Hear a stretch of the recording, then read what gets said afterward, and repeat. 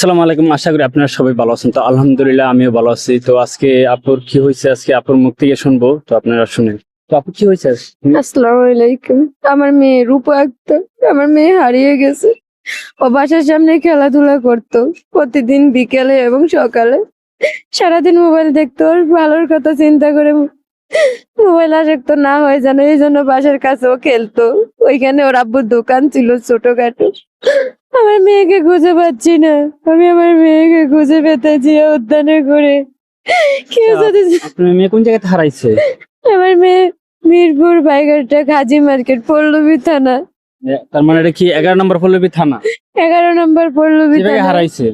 আমার মেয়ে বাসার সামনে খেলাধুলা করতো, সেখান থেকে আমার মেয়ে নিখোঁজ। আমি আমার মেয়েকে খুঁজে পেতে চাই। আমি অনেক কষ্টে আছি। তো হচ্ছে বয়স কত আপনার মেয়ের? আমার মেয়ে 4 বছর বয়স। 4 বয়সে। আমার মেয়েকে আমি খুঁজে পেতে চাই। তো আপনার মেয়ের ছবি কি এটা? জি, এটা আমার মেয়ে। তো হচ্ছে গাইস, তো আপনারা যে কেউ পান আমার মেয়েকে, এই যে নাম্বার আছে, নাম্বারটা দেওয়া আছে, এই নাম্বারে একটা ফোন দিবেন। মিরপুরের ভিতরে কেউ যে পান আপনারা, আমার মেয়েকে যদি কেউ খুঁজে পেয়ে থাকেন, কেউ দত্তক নিয়ে থাকেন, কিংবা কেউ কোনো জায়গায় দেখে থাকেন, দয়া করে এই নাম্বারে ফোন দিন। নাম্বারটা একটু জুম করে আমি দেখাও। প্রতিদিন অপেক্ষায় থাকি কেউ আমাকে ফোন দিয়ে বলবে আপনার মেয়ের খোঁজ পেয়েছি। আমি আপনাদের দরজায় কড়া নাড়তেছি অনেক বড় আশা নিয়ে। আমি মাননীয় প্রধানমন্ত্রীর কাছেও আমি বলতেছি, এই যে উদ্যানে আমি বুক ভরা আশা নিয়ে এসেছি।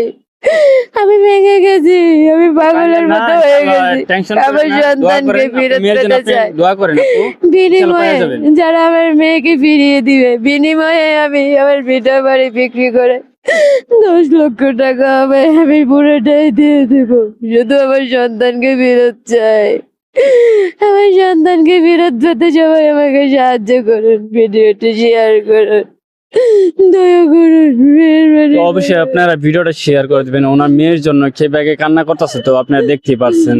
তো মেয়ের জন্য সবকিছু করতে পারে, ভিড়া জমিন বেচা দরকার হলে। হ্যাঁ, মেয়েকে চাই। বুঝতেই পারছেন কতটা ইমোশন হয়েছে উনি, অটোমেটিক কাইন্ডা দিচ্ছে ওনার মেয়ের জন্য। একজন মায়ের কান্না কখনো মিথ্যা হয় না।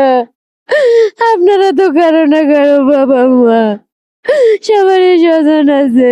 সন্তান কাছে না থাকলে বুকটা কত খালি লাগে। রাত্রে ঘুমাতে গেলে আমার সন্তান নাই, ঘুম থেকে উঠলে ওর নাই। এই অপেক্ষার পর আমার বড়ই না। সবাই দয়া করুন, আমার ভিডিওটি শেয়ার করুন, আমাকে দয়া করুন। জীবনে কখনো ভাবতে পারি নাই আমার সাথে আমার এই পরিস্থিতি।